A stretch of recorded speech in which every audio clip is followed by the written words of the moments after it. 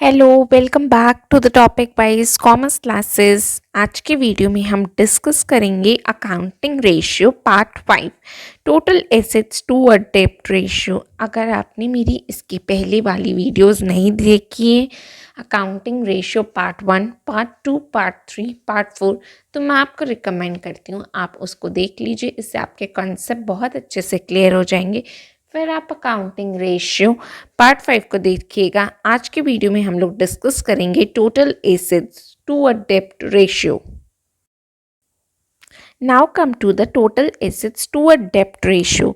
This ratio is a variation of the debt equity ratio and give the same indication as the debt equity ratio. In this ratio, the total assets are expressed in relation to a long term debt. It is calculated as under total assets to a debt ratio is equal to total assets upon divided by डेप्ट। Now कह रहा है कि total assets to डेप्ट ratio में क्या होता है। ये रेशियो टोटल एसेट्स का रिलेशनशिप क्या है लॉन्ग टर्म डेप्ट से, ये हमको बताता है, क्योंकि हमारा नाम ही इंडिकेट कर रहा है टोटल एसेट्स टू डेप्ट रेशियो, मतलब टोटल एसेट्स का क्या रिलेशनशिप है, वो भी डेप्ट से। तो हमारा क्या फॉर्मूला होगा, टोटल एसेट्स अपॉन डेप्ट। डेप्ट मतलब लॉन्ग टर्म डिबेंचर्स, ये सारे हम जहाँ लॉन्ग टर्म इन्वेस्टमेंट करते हैं।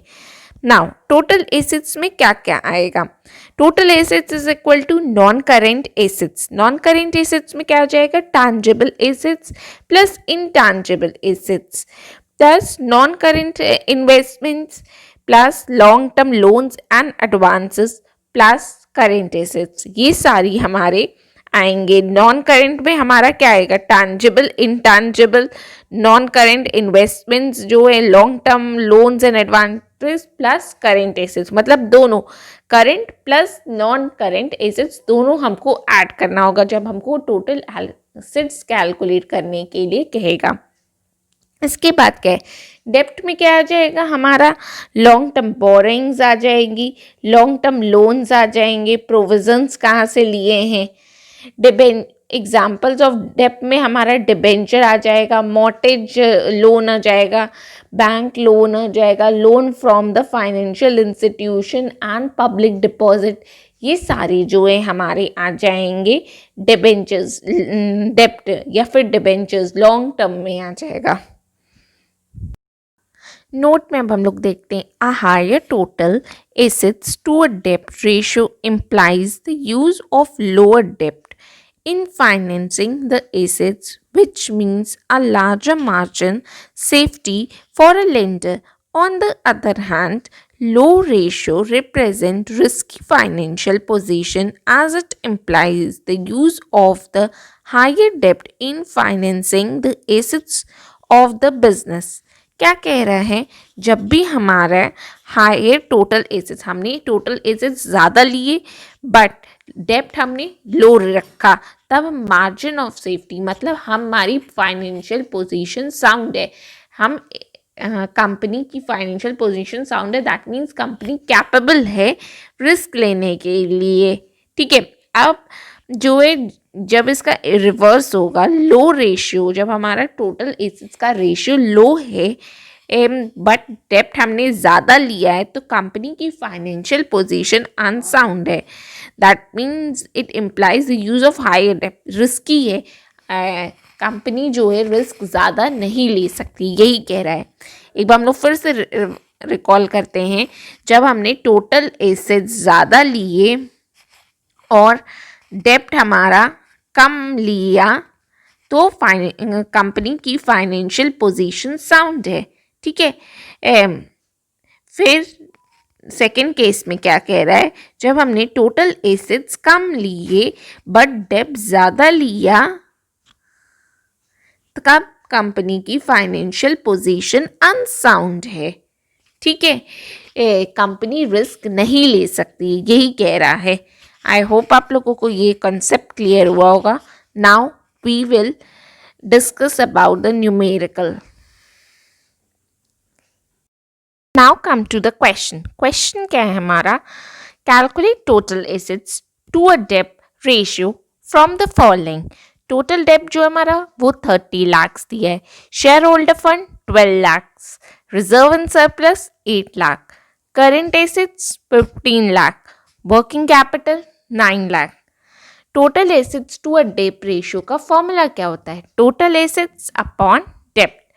करेंट लायबिलिटी हमको कैलकुलेट करनी है, कैसे होगा? Current assets minus working capital. Current assets हमारे कितने? 15 lakh. 15 lakh minus working capital कितना है? 9 lakh is equal to 6 lakh आ गया।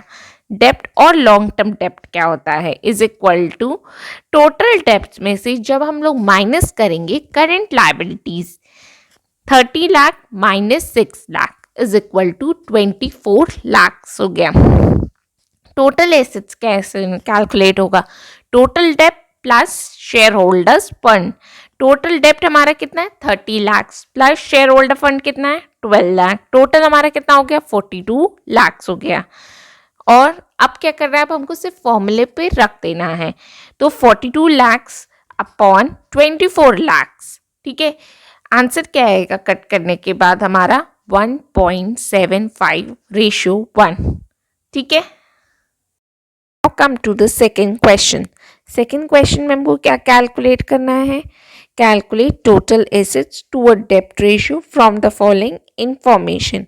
कैपिटल एम्प्लॉयड हमारा 40 lakhs दिया है, शेयर होल्डर फंड 24 lakhs दिया है, करेंट लायबिलिटी 4,80,000। फॉर्मूला क्या होता है टोटल एसेट्स टू अ डेप्ट रेशियो का? टोटल एसेट्स अपॉन डेप्ट और लॉन्ग टर्म डेप्ट।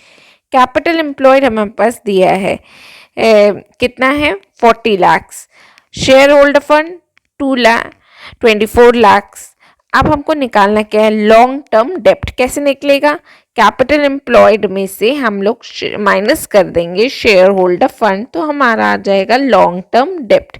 कितना आएगा? 16 lakhs। ठीक है, टोटल एसेट्स क्या हमको निकालना है, तो ये कैसे निकलेगा? Shareholder fund plus long term डेप्ट प्लस करेंट लायबिलिटीज। ठीक है, तो शेयर होल्डर फंड हमारे पास कितना दिया है? 24 लाख। लॉन्ग टर्म डेप्ट हमने निकाला था 16 लाख आया था।